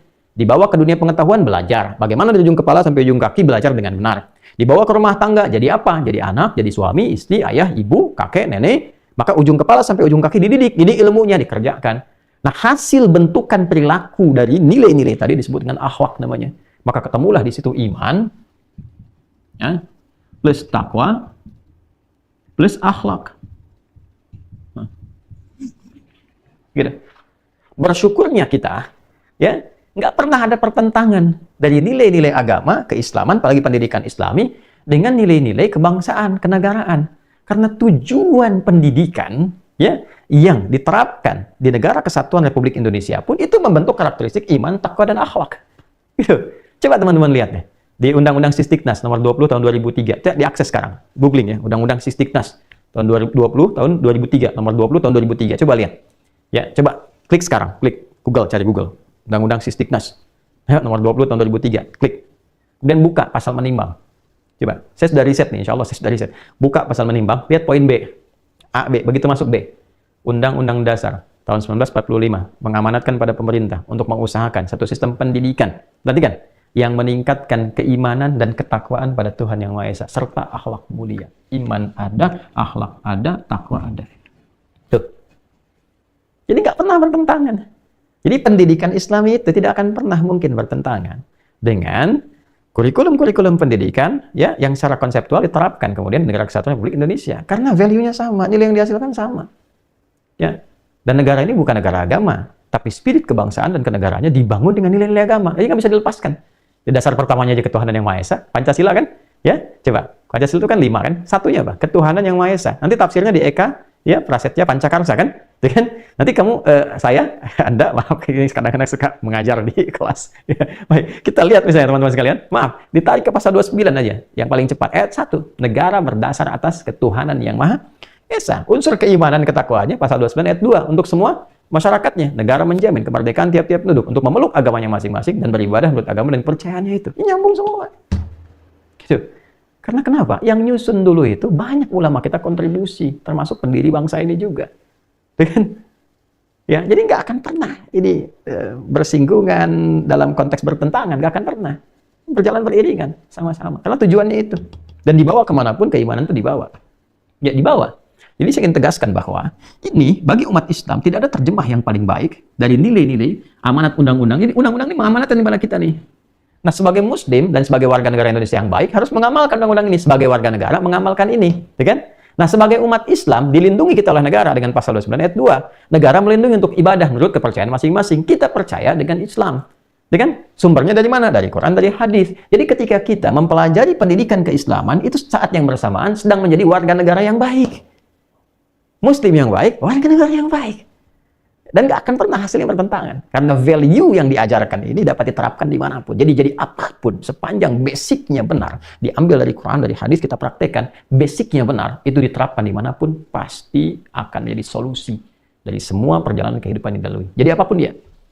Ya, karena yang Islam tawarkan di sini, selain aspek keimanan itu, ya, kalau sudah masuk ke aspek muamalah, kalau sudah iman, ibadah kan personal sifatnya. Tapi di Islam itu nggak bisa dipisahkan. Integrasi hasil dari iman dan ibadah melahirkan muamalah. Gitu. Ya, di iman kan ada kepercayaan yang kokoh. Ya, di ibadah ada pembuktian. Nah, di ibadah ini kan konsepnya masing-masing. Dan datanglah Islam menerangkan, lakum dinukum waliyadin. Ya, sudah hormati yang lain, silahkan. Tapi orang Islam nggak usah ikut-ikutan. Sholat ya sholat di masjid, jangan ke tempat ibadah lain. Ya, kan? Ya, sholawatan di tempat yang benar. Jadi tunaikan dengan benar. Nanti hasilnya bisa didedikasikan, dikontribusikan dalam konteks kehidupan berbangsa bernegara. Hasil dari sholat itu apa? Tanha anil fahsya wal munkar. Ya, fahsya, mohon maaf sekali, zina, pornografi, porno aksi, LGBT, kata-kata kotor, jorok. Orang kalau sholatnya benar, pasti kata-katanya baik. Ya kan? Nggak terjebak pada pornografi, perzinahan, dan sebagainya. Orang kalau sholatnya benar, bebas dari kemungkaran, korupsi, kolusi, ya, berbohong, sogok menyogok, pertikaian, macam-macam. Ya, kalau sholatnya benar, sholat benar itu ada dua pengertian. Ya. Yang pertama, ada orang sholat, ya, mafhum mukhalafah, pengertian terbaliknya. Ada orang sholat, cuman nggak benar. Jadi nggak dapat apa yang disampaikan ini. Yang kedua, yang nggak sholat. Ya. Sebab ada orang sholat, dikecam oleh Quran. Fawailul lil musallin di surat Al-Ma'un. Celaka orang sholat. Celaka tuh orang tuh. Lebih celaka daripada yang nggak sholat. Yang sholat aja udah celaka, apalagi yang ini. Ya. Siapa orang ini? Yang motif sholatnya salah. Jadi ketika salah, orang tuh nanti akan menghukumi sholatnya juga. Sholat aja udah begitu katanya. Kan? Yang sholat aja begitu, jadi cara berpikir udah salah, karena salah menilai. Salah menilai, premisnya salah, menyimpulkannya salah. Sholat aja mencuri, mendingan gak usah sholat sekalian. Tuh, sholatnya yang salah. Padahal cara dia menyimpulkan itu sudah keliru, premisnya sudah salah. Ya, karena cara sholat orang ini salah. Alladzina hum yura'un. Sholatnya untuk pencitraan. Ya, tidak benar-benar patuh kepada Tuhan, bukan untuk pembuktian iman. Ya, itu problem. Sahun, karena itu lalai, disebut orang lalai. Jadi yang nggak sholat problem, yang sholatnya salah itu problem. Bagaimana cara sholat yang benar? Ini kan ada ilmunya. Karena itu coba lihat, Allah memberikan pembuktian yang nyata dengan menurunkan risalah. Ini bukan di tempat yang maju, bukan di Romawi, bukan di Persia yang sudah maju, tapi di tempat titik nadir yang paling dalam, yang semua akumulasi keburukan ada di situ. Maka disebut dengan jahiliyah. Pencuri, pezina, pemabuk, khatam semua, penipu, khatam semua. Tapi apa yang terjadi? Jika diturunkan risalah ini dan diajarkan lewat pengajaran, dan pertama praktek ibadahnya sholat, apa yang terjadi? Maka merubah keadaan jahiliyah jadi khair ummah. Yang paling dermawan ada di situ, yang paling jujur ada di situ, paling sabar ada yang di situ. Ya, yang paling dahsyat apa? Pendidikan yang disampaikan dari nilai keislaman ini, yang tadinya 40 orang, pas Mekah sabiqun al-awwalun menghasilkan 12.000 orang. 12.000 ini merubah keadaan terbelakang Yathrib menjadi suasana kota yang mencerahkan, Al-Madinah Al-Munawwarah. Ya. Kemudian dari 12.000 ini mensibuah dunia. Menyebar kemanapun, dunianya terbuka, jadi maju dan baik. Jujur terhadap sejarah. Jujur terhadap sejarah. Dengan cara baca yang benar. Coba silakan buka. Teliti dengan baik. Bagaimana sebelum Nabi diutus? Dunia seperti apa? Bagaimana berubah jahiliyah jadi khairu ummah ketika ke Madinah? Silakan jujur dengan baik. Dibawa ke Persia, Persianya maju. Dan keadilan merata. Keadilan sosial pada masa itu merata sekali. Ya, nggak ada yang tertindas seperti zaman Persia. Di Romawi juga begitu. Silakan dibawa ke Eropa, ke Iberia, Portugal, Spanyol dan sekitarannya, ke Sevilla dan seterusnya. Maju 7 abad jadi maju. Banyak orang belajar. Ke Fes, ke Maroko, ke Maghrib, ke Kherawan, Tunisia, ke Afrika Utara. Afrika Utara jadi provinsi, ke Yaman maju. Termasuk ke Nusantara. Ketika Majapahit sedang mundur kan, coba lihat karena pertikaian di dalam dan sebagainya. Dan nilai-nilai keislaman datang, memberikan kesamaan, menghapus kemudian nilai-nilai kasta yang membedakan satu dengan yang lainnya, dibuat semua berkeadilan, sejahtera semuanya. Maka muncullah kemudian kesultanan yang di-backup oleh sunan-sunan, muncul semua, menyatu. Dan mereka kemudian dengan kesadaran tinggi menyatu menjadi negara kesatuan Republik Indonesia. Dulu maju, semuanya maju. Kapan? Saat semua punya kesadaran ini. Makanya di awal kemerdekaan kita menemukan pancaran dan percikan-percikan pendidikan Islam pada tokoh-tokoh kita dulu. Coba lihat, Perdana Menteri pertama siapa? Buya Muhammad Nasr. Ya, bagaimana beliau menjabat sampai kemudian selesai? Tidak pernah meninggalkan apapun. Harta tidak ada, cuma bawa sepeda. Isinya berjualan bahkan untuk menyambung hidup. Ya, apa yang dipraktikkan? Kejujuran. Dedikasi yang tinggi, kecintaan kepada bangsa. Itu praktek ini. Kiai Haji Agus Salim, berapa ilmunya? Berapa kepakarannya? Dedikasinya total. Ya, bagaimana membawa diplomasi keluar. Sampai terkenal kan waktu itu di Britania dan seterusnya. Ya, siapa lagi? Coba keluarkan semua tokoh-tokoh zaman dulu. Memberikan yang terbaik untuk bangsanya, untuk negaranya. Karena apa? Karena pendidikan dari agamanya. Ini. Kita nggak dengar kisah tentang korupsi. Nggak dengar kisah tentang pertikaian-pertikaian yang muncul di kalangan elit yang kemudian berdampak pada masyarakat dan sebagainya. Kita nggak dengar itu semua. Semua bersatu untuk kebaikan. Ya, masuk Bung Karno, Soekarno, Bung Hatta, ya. Hasil dari apa? Pendidikan Islam yang dipancarkan. Ya. Ya bisa dilacak, jujur dengan sejarah. Kita bisa lacak. Kalau kita mau jujur. Panglima Besar Sudirman dari mana? Beliau seorang guru. Ya, guru di SMP Muhammadiyah di Pacitan. Soekarno juga anggota Muhammadiyah, ya. Kita tidak melihat Muhammadiyah atau NU-nya atau yang lainnya, tidak. Kita ingin turunkan, ada nilai pendidikan Islam yang diajarkan. Hadratus Syekh Haji Muhammad Hashim bin Asy'ari, ya kan? Beliau mengajarkan pancaran pendidikan keislaman. Lahir tokoh-tokoh, lahir resolusi jihad dan sebagainya. Resimen di Jawa Timur, Jawa Tengahnya Mr. Kasman Singa di Mojo. Kemudian di Jawa Baratnya Kiai Haji Nur Ali yang di Bekasi, Kiai Zainal Mustafa yang di Tasikmalaya. Semua muncul. Jadi kalau sudah mendapatkan pancaran keislaman, pasti ada dedikasi terbaik untuk negaranya. Pasti itu. Orang Islam itu jangan ditanya. Kalau sudah negara butuh, nomor 1 ada di depan. Sepanjang nggak dijauhkan dari tuntunannya. Ini. Makanya semua balik deh. Orang Islam itu ngaji lagi Qurannya. Ngaji Qurannya. Lihat hadisnya. Nanti kita detilkan ini. Nah, sebelum masuk detil itu, kurikulumnya bagaimana? Kan ada kurikulum. Jadi kurikulum, jadi pedoman itu kan harus ada kurikulumnya. Dan semua rinci. Nah, semua mengacu pada 3 bagian pokok dalam hidup manusia. Ini hasil riset ya, teman-teman. Jadi bukan sekedar presentasi, apalagi presentasi biasa. Gitu. Tidak. Ya. Nah, ini kajiannya 2 tahun. Di riset dan diperiksa. Ya. Baik. Manusia itu kan secara umum, itu penyusunnya 3 bagian. 1 secara rohani, ada rohnya, spiritnya.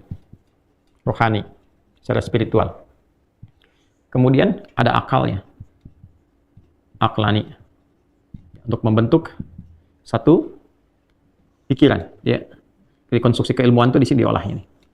Kemudian nanti secara fisik ada fisiknya, fisik, jasmani, untuk dieksekusi. Apa yang didorong dari pikiran kemudian diterjemahkan lewat perilaku dari fisik. Nah, di Islam itu diajarkan semua kebutuhan-kebutuhan yang dibutuhkan oleh spiritual, oleh roh kita, kemudian akal juga, kemudian fisik. Sehingga semua bersinergi satu dengan yang lainnya. Di sini disampaikan ilmunya, di sini ada pedomannya, di sini pun ada pedomannya, sehingga semua menyatu bersamaan. Nah, pendidikan Islam itu mengajarkan komprehensivitas seluruhnya ini. Semua 3 pilar ini. Jadi kalau kita belajar pendidikan di barat misalnya, kita melihatlah, ya kan? Kan kita juga survei. Saya sampai masuk ke Jerman misalnya, dulu saya ke Hamburg, kemudian ke tempat orientalis dan beberapa yang lain, beberapa kampus. Saya ke Amerika juga saya kunjungan. Waktu di Boston itu kan, kita ke MIT, kemudian ke Oxford dan sebagainya. Kita lihat gitu, ya. Bagaimana pengajaran-pengajaran yang berlangsung dan seterusnya, gitu. Kita bisa lihat, ya. Ya ada Harvard dan seterusnya kita bisa lihat juga, ya. Yang menarik begini, di Barat itu kan ada pemisahan antara nilai agama yang memberikan isian pada roh secara spiritual dengan ini pendidikan yang mengasah kekuatan akal. Yang ditanamkan kan ini. Jadi yang penting itu, ya yang penting, bagaimana seseorang dikatakan berhasil belajar itu kalau pintar. Ini, mau dia jadi ilmuwan, mau dia jadi pengusaha yang kaya, macam-macam. Ini ukurannya ini, pintar. Sedangkan letaknya di mana? Di rumah ibadah aja, pisahkan dari ini. Sehingga yang terjadi apa? Karena tidak optimal di pendidikan ini, maka muncullah kemudian nilai intelektualitas yang tidak dibersamai dengan karakter moral yang kuat, karakter spiritual yang kuat. Ya. Maka yang terjadi kegelisahan. Kan tadi, kalau didapatkan dari sini ada ketenangan. Kan? Karena ini tidak di-backup dengan nilai rohani yang kuat. Ya. Maka muncullah kemudian kegelisahan, gelisah. Ya. Kehilangan jati diri. Jangan dikira. Ya. Coba silakan bandingkan tingkat kriminalitas di Amerika dengan di Indonesia saja saya di sini. Banyak mana? Ya. Banyak gelisah orang di Amerika. Saya ke Amerika melihat tuh. Rata-rata secara personal nggak tenang. Walaupun banyak yang pintar. Ya, tertib kalau mengantri misalnya. Kejujuran didapatkan dalam konteks kenegaraan karena sistemik, bersistem gitu. Tapi secara personal rapuh. LGBT di mana-mana, ke Philadelphia banyak orang narkoba kena kayak zombie hidup. Gitu kan? Setiap orang ketakutan terus pegang senjata, curiga satu dengan yang lainnya karena ini nggak ada. Kalau banyak pintar, nyari orang pintar banyak di sana. Tapi karena ini kosong, kepintarannya tidak diiringi dengan sikap moral yang baik. Dan kadang-kadang apa yang terjadi di dalamnya itu diwariskan keluar karena nggak tahan di dalam dipakai keluar. Ya, kenapa banyak LGBT di sana, di luar itu, ya, di Amerika khususnya, bahkan disponsori sampai saat ini, karena dari riset membuktikan 10 orang sebelum menikah itu, 8-9 orangnya sudah kehilangan keperawanannya, keperjakaannya bahkan. Dia sudah terbiasa, kalau dalam bahasa kita berzina, gitu kan, terbiasa berhubungan seksual, ya bukan dengan pasangan resminya, sehingga ketika menikah atau terus berkehidupan, sudah bosan dengan itu, karena sudah ada rasa yang sudah keluar dan seterusnya, nggak terjaga. Ini nggak ada ini, adanya cuma ini. Sehingga mencari pelampiasan yang lain. Ya kan? Nah, kalau akal terus ditekan, sementara hati tidak dilatih, yang muncul kan nafsu. Itu problemnya. Kalau nafsu nggak dikontrol, maka kemana-mana, apapun dilakukan. Ini problemnya. Sehingga yang muncul di sini, karakteristiknya akan berbeda. Ya, dia bisa kompak secara sistemik. Secara sistem bagus, bisa kuat, bisa baik. Tapi rapuh secara personal. Dan kerapuhan personal ini menular. Itu poinnya. Kalau dibawa keluar kemanapun, itu bisa bahaya. Sebanyak tidak mendapatkan ini. Jepang, ini bagus. Secara fisikal kuat. Tapi karena lemah juga di sini, apa yang terjadi? Ada kegelisahan, akhirnya gagal sedikit, langsung mengeksekusi, bunuh diri. Banyak tingkat bunuh diri didapatkan. Nah, dalam Islam, saya tidak katakan Indonesia atau negara tertentu. Dalam Islam itu ada keseimbangan. Jadi kalau umat Islam dimanapun, mau di Indonesia, di Amerika, di Spanyol, di Jepang, dan sebagainya, mau mengembalikan kepada ajaran yang benar. Ini, belajar lagi nih, bagaimana mengisi roh. Jadi jangan tarik ke Indonesianya, tarik ke umat Islam yang belajar dengan benar. Benar nggak? Gitu kan? Ya, lihat aja orang-orang benar yang dulu-dulu belajarnya benar. Kan kita rindu masa-masa ngaji yang benar, belajar yang benar. Dulu kan mau ikro aja, Masya Allah. Mau belajar ikro tuh, mau kiroati aja. Ya, nyari lampu song-song, dibaca dengan benar. Ya, dipelajari. Ya, sehingga sering setiap tempat yang kita dengar itu suara-suara ngaji Quran. Yang didapatkan apa? Kedamaian, ketentraman. 3 bukit orang meninggal kita tahu. Bisa dizarahi dan sebagainya. Kriminalitas menurun. Hasilnya orang hebat-hebat di masa lalu. Coba bandingkan orang sekarang dengan orang dulu. Ya, dari segi integritas lah. Termasuk keilmuannya. Ya, rasa-rasanya belum sampai ke level itu. Kenapa? Karena mereka tulus, belajarnya benar, sholatnya benar.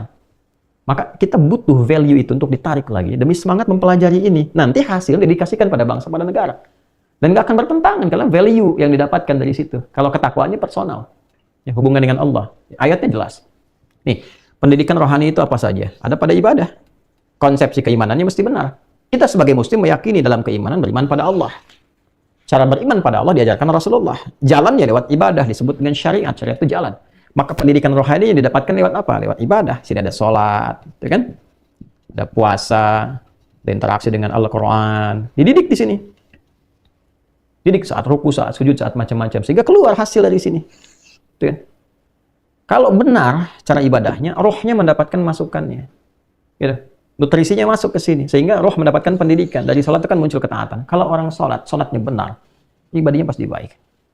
Tenang, jujur, gitu. Jaga disiplin. Kan sholat dilatih dengan disiplin. Waktunya teratur, terukur. Kapan bangun, ya kan? Kapan istirahat, kapan mulai lagi, kapan berwudu. Terukur sekali. Makanya kalau orang sholatnya benar, pasti hidupnya disiplin. Ya. Kemudian terukur dan menjaga diri, menjaga marwah ini. Nah ini dapat nih. Karena roh mendapatkan masukan, maka sehat rohnya.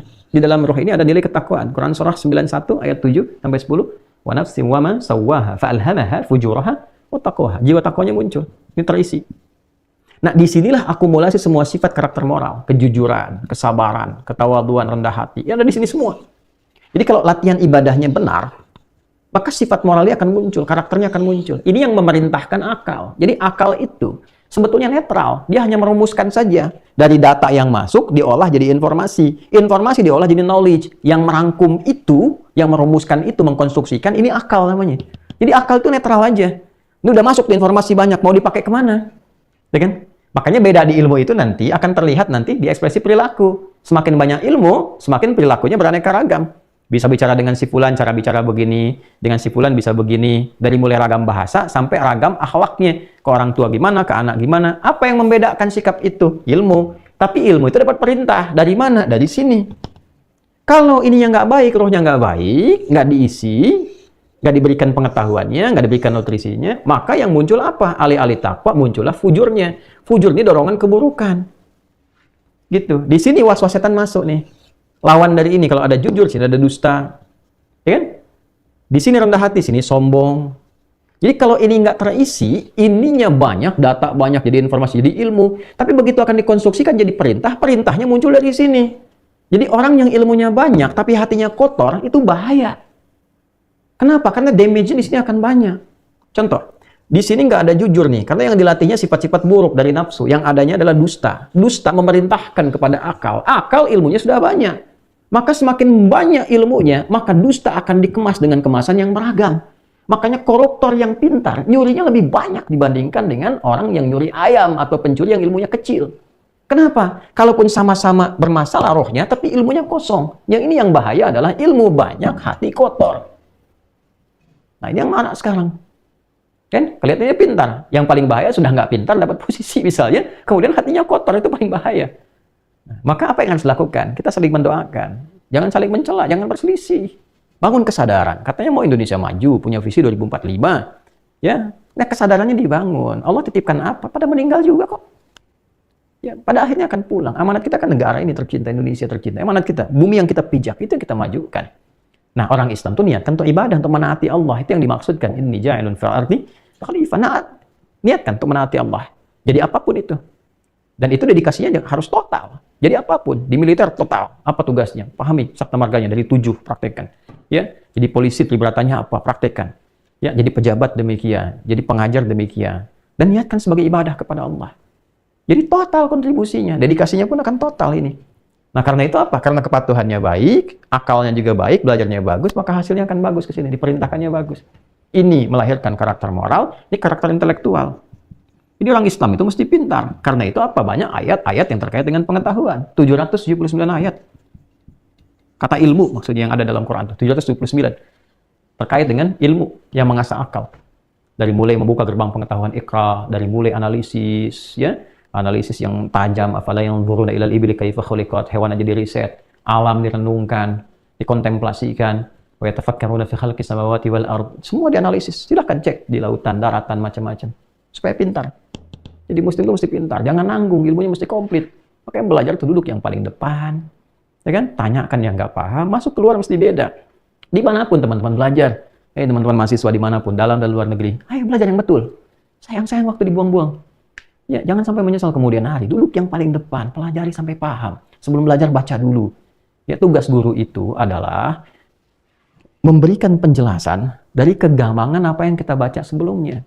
Bukan harus memberikan detail dari A sampai dengan Z. Kita mesti punya dulu bahan saat masuk sehingga nyambung, ada koneksi saat belajar. Nah, saat masuk dengan keluar mesti beda. Keluar itu mesti paham, masuk belum paham, keluar sudah paham. Dari pemahaman itu baru bisa diajarkan. Ya. Jadi kalau belajarnya benar, terukur, hatinya bagus, maka saat negara membutuhkan, bangsa membutuhkan, apapun itu dilakukan dengan cara yang baik. Bahkan secara personal. Jadi pribadi yang baik, ke keluarga jadi suami yang baik. Ya. Nanti praktek di sini pindah, babnya muamalah. Ya, dibawa kemana saja muamalah itu? Oh, banyak. Imam Al-Bukhari membuat 97 topik. Ya, mencantumkan dari aspek keimanan, kemudian juga yang ketiga kitabul ilmi, tentang pengetahuan. Pertama kita badul wahyi, tentang legalitas risalah. Setelah itu keimanan, membangun ketaatan. Setelah kitabul ilmi, bagaimana cara belajar. Setelah itu prakteknya. Ya, dari mulai bab sholat sampai dengan bab niaga, ya kitabul buyu' sampai dengan kitabul marid, tentang kesehatan, tentang macam-macam. Imam Muslim nanti, kalau Imam Al-Bukhari kan sekitar 7.257 hadis. Ya, dari beberapa hitungan. Ya, kurang lebih disepakati 7.000 lah. Ada yang mengatakan 7.375, Ibnu Salah kurang lebih mengatakan 7.250-an, 257-an. Ya, kemudian dibuat 97 topik. Topiknya kita keluarkan. Di topik itu menariknya begini. Ayatnya, kemudian hadisnya, dan prakteknya bagaimana. Jadi semuanya ada di sini. Mau dibawa ke rumah tangga, mau dibawa ke aplikasi kehidupan. Di hadis Muslim ada 4.000 hadis. 43 topik. Di setiap topik itu ada urutannya. Runtut sekali. Sampai ada kitabul imarah, tata kelola kehidupan berbangsa bernegara. Ya, ada banyak hal kalau kita keluarkan. Di ahwalus syakhsiyah aja, tentang rumah tangga 70 ayat. Ayatnya saja. Ya, kemudian nanti di tata negara itu dirinci lagi. Ada tentang perundangan, ada hukum pidana, hukum acara, hukum perdata. Hukum perdatanya 70 ayat di situ. Nanti ada hukum pidana, hukum acara. Setelah itu ke bawahnya lagi ada perundang-undangan, kemudian tata negara. Banyak sekali. Sampai Imam Al-Mawardi itu membuat Al-Ahkam As-Sultaniyah untuk merumuskan itu. Jadi, hatam kita ini. Ya, nah, value-nya dipraktekkan dalam konteks kehidupan. Nggak akan bertentangan sama sekali, karena Islam itu membawa value. Sehingga diterapkan dimanapun akan sesuai. Ya, tidak menetapkan harus jadi itu silahkan. Mungkin ada yang demokratis, ada yang republik, ada yang macam-macam, ada yang kerajaan. Itu kan kesepakatan bersama. Ya, Darul Ahdi wa Syahadah. Semua sepakat bentuk apa sistemnya. Di Indonesia republik sudah. Bersama macam-macam, itu aja jaga. Negara Kesatuan Republik Indonesia. Bentuknya republik kita sepakat selesai. Bagaimana mengisi republik ini dengan baik? Ya, puncaknya adalah apa? Supaya maju, makmur. Jadi pemimpin dunia harus begitu. Kita kan pemain global. Amanat undang-undang kan? Amanat undang-undang coba deh buka di pembukaan undang-undang dasar itu. Ya kan? Jelas itu. Kita itu diminta oleh undang-undang kita menjadi pemain global, menjaga perdamaian dunia, bahkan menjaga perdamaian dunia tuh. Ya, dan kalau kita belajar lagi, kapan itu bisa berhasil dilakukan? Pertama, bangun kekokohan spiritual. Ya, karena itu kan kalimatnya atas berkat rahmat Allah yang Maha Kuasa. Gitu. Karena sudah memahami itu berkat rahmat Allah, maka jaga hubungan dengan Allah. Semakin taat kita. Setelah itu apa? Belajar yang betul. Belajar. Semua harus ada basic ilmunya. Harus ada basic ilmu. Sehingga nanti dengan keadaan spiritual yang kuat, punya integritas. Ilmu dengan integritas yang baik, sudah. Semuanya akan kredibel. Kalau sudah kredibel, apapun yang dikerjakan tuh akan terukur. Ya, jadi bukan hanya tertib, rapi, bagus, tidak. Tapi hatinya, jiwanya pun mantap. Nah, itu yang nggak dipunya di luar. Kita punya itu. Nah, sekarang secara spiritual mungkin kuat. Tapi kuatnya baru luarnya, belum dalamnya. Sehingga kesabarannya ada. Cuman pada prakteknya kadang belum optimal, karena ilmu belum terisi. Di Jepang ilmu banyak, tapi kalau kena hujan, banjir gini, kaget, bisa ada bunuh diri karena merasa salah. Di kita dikasih banjir, pakai berenang. Ya itu kan bentuk qanaahnya, menerima padanya luar biasa. Secara spiritual, baru luarnya kan? Ya baru luarnya tuh, oke, tenang, terima, alhamdulillah. Ada qanaah, tenang. Ya kan? Ada masalah, ikhlas. Sehingga ikhlas itu kan membawa ketenangan, tidak gelisah dan sebagainya. Setelah itu apa? Menyelesaikannya bagaimana? Lewat ilmu. Jadi kalau ilmunya kosong, nggak selesai. Ya kan? Nah ini teman-teman sekalian, ini gambarannya. Ini saya bisa bicara dengan mendetail karena hasil riset kan kemarin. Ini sudah dibukukan, ada bukunya, hasil presentasinya kemarin, dan ada bukunya juga, itu dinilai, ya diperiksa. Jadi mudah-mudahan ada kontribusi positif yang bisa digali. Ya kita berharap ini bukan sekedar secara teoritis kita menyampaikan, tapi kita juga mengimplementasikan. Harus ada contoh kan. Di saat saya membuat ini, kita sudah bikin juga sebelumnya implementasinya dalam bentuk sekolah. Ya, anak-anak dibuat kan dari sejak dini, ya di PAUD, akhir PAUD tuh. Pendidikan anak usia dini, dari KB sampai TK. Mereka belajar nilai-nilai kebangsaan, nilai-nilai apa yang diharapkan dari pendidikan. Ya, Kemendikbud itu pengen apa? Lihat kurikulumnya. Setelah itu tanamkan nilai Islam yang baik di dalamnya. Saat yang bersama mereka menghafal Quran, mereka belajar juga, ya kan? Tentang kebangsaan, mereka belajar tentang Pancasila, tentang macam-macam tentang negara. Setelah itu diisi. Mereka juga sholat dengan baik, menghafal Quran, TK selesai, mereka punya hafalan, setidaknya sampai 45 juz. Kemudian masuk ke SD, lulus SD diharapkan selesai 30 juz. Ya. Nah, jadi Qurannya dapat, ibadahnya dapat, ya. Kemudian belajar juga. Mereka belajar matematika, belajar bahasa Indonesia, belajar yang lain-lain dan sebagainya. Ya, setelah itu masuk pesantren. Pesantren disiapkan sampai dengan mereka selesai ke setingkat dengan aliyah, SMP sampai dengan SMA-nya. Ya, tsanawiyah sampai aliyahnya, sampai ke atas di boarding di situ diajarkan sesuai dengan apa yang mereka harapkan ke depan. Yang jadi dokter, jadi macam-macam, jadi ahli tafsir, jadi misalnya macam-macam segala hal didampingi. Diberikan nilai keilmuan, itu disekolahkan beasiswa S1 sampai S2, S3. Selesai pulang mengabdi di negaranya, di tempat masing-masing sesuai dengan panggilan bangsa, negara niatkan sebagai ibadah. Nah, kalau kita bisa siapkan dengan demikian, insya Allah Allah ridha, negeri ini makmur, baik, baldatun, thayyibatun, wa rabbun ghafur. Itu adalah ikhtiar dan kembali kepada niat. Yang paling penting adalah kita mesti bersatu, mesti juga punya visi yang sama untuk membangun, berniat baik gitu kan. Dan bagi umat Islam harus lebih dari itu, yaitu niatkan ibadah untuk menaati Allah Subhanahu wa Ta'ala. Itu poin pentingnya. Kalau kita sepakat di situ, insya Allah nggak akan ada pertentangan, nggak akan ada hal-hal yang apa yang mau dicari, kok meninggal juga kok. Ya pada akhirnya kan pulang, dari meninggal, apa yang mau dibanggakan? Ya, apa yang mau disiapkan? Pasti tanya pada diri kita. Saya juga panggil negarawan-negarawan di mana sih? Yang mengatakan dirinya negarawan tuh, ayo, maka berpikir. Bagaimana berpikir mengelola negara dengan baik, bangsa dengan baik, sesuai dengan kapasitas masing-masing. Ya, kami di ulama, kemudian juga yang lain-lain, semua bersatu padu, ya, merumuskan yang terbaik, dan meminimalisir konflik, perpecahan, dan sebagainya, sehingga energinya terbawa pada nilai kebaikan yang bermanfaat untuk semua. Saya kira mesti berubah cara berpikirnya, karena dunia sekarang sudah berubah, dinamikanya semakin kompleks. Ya, kalau kita tidak memperkuat dari sejak saat ini dan menyatukan semua komponen di kehidupan bangsa negara ini, maka tidak mudah mengatasi tantangan yang sudah mulai semakin bergejolak saat ini di luaran yang kita lihat. Ya, bagaimana kita lihat kalau ke Eropa bagaimana, ya India saja sudah seperti apa, Cina bagaimana, ke Rusia seperti apa, sekarang dengan Ukraina, Amerika bagaimana gejolaknya. Kalau sudah dunia sudah bergeser, sementara di dalam kita masih rapuh, bagaimana menjemput visi-visi ke depan? Ya, maka salah satu solusinya adalah menerapkan nilai-nilai pendidikan yang optimal. Waktu Hiroshima diguncang bom dan sebagainya, Nagasaki, ya, kaisar itu cuma satu. Dan semua heran, yang dicari beliau itu guru. Berapa guru yang tersisa? Berapa guru yang tersisa? Nah, bayangkan, ketika ditanya konfirmasi kenapa, ada salah satu yang viral sekali jawabannya adalah, ya, kita itu kuat, militer kita hebat dan sebagainya. Tapi pengetahuan kita tidak sampai untuk membuat bom nuklir pada masa itu sehingga menghancurkan kita semua. Dan yang bisa mengajarkan itu hanya para guru. Ya, jadi tujuannya apa? Ke atas membangun kedamaian supaya lebih pintar, tertata, lebih beradab dan sebagainya.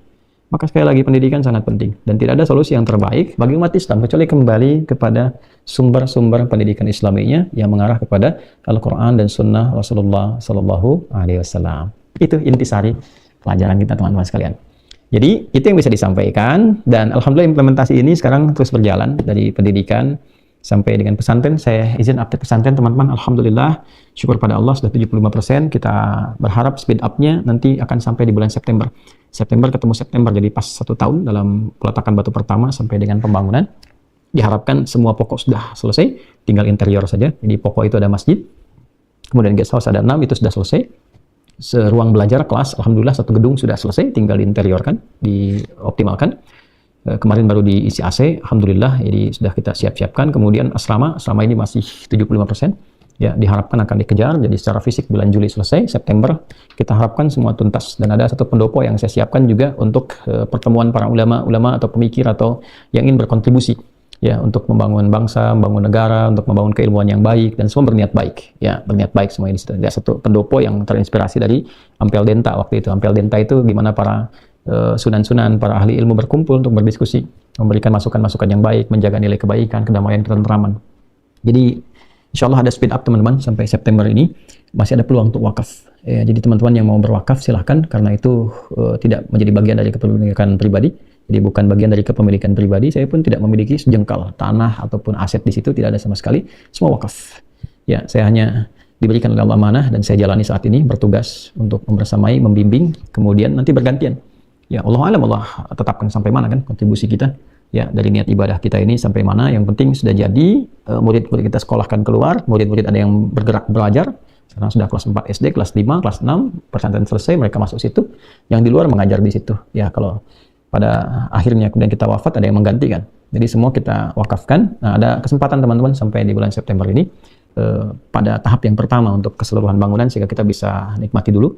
Masih di rekening yang sama di Bank Syariah Indonesia. Ya, insya Allah sudah mulai sekarang baik lagi ya, sudah mulai tersambung lagi, konektivitas sudah jalan. Jadi teman-teman yang mau berwakaf di Bank Syariah Indonesia BSI, ya nomor 111, 3 kali satunya 4444, 4 kali 4-nya 142, 111 4444 142 atas nama Ma'had Islam Rafi'ah Akhyar, ya, atas nama Yayasan Ma'had Islam Rafi'ah Akhyar. Atau teman-teman bisa akses di informasi kita di media sosial, silahkan. Kemudian yang kedua, teman-teman sekalian, ini sudah mau dekat ya ke waktu kurban, tinggal hitungan barangkali puluhan hari kita akan mendapati bulan Dzulhijjah insyaallah. Nah, kita sudah fasilitasi untuk program kurban. Ya, seperti yang tahun lalu kita adakan namanya program tebar kurban.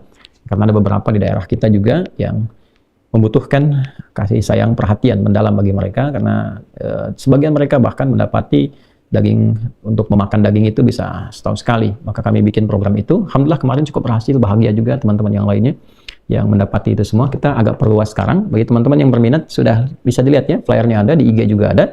Dan nanti bukan sekedar cuma daftar, kemudian titipkan, tidak. Nanti kita berikan bimbingan sebelum pelaksanaan, ada Zoom nanti. Kemudian setelah itu ada diberikan buku juga, ada paket buku yang diberikan untuk pendampingan tuntunan praktis Idul Adha. Kita sampaikan di situ, nanti bisa belajar. Ya, itu barangkali yang bisa disampaikan. Jumpa kembali insya Allah di hari Sabtu. Ya, Sabtu pagi kajian duha di Masjid Tanah Kusir, Masjid An-Nur. Ya, mudah-mudahan Allah berikan kesehatan, kebaikan dan kemuliaan kepada kita semua.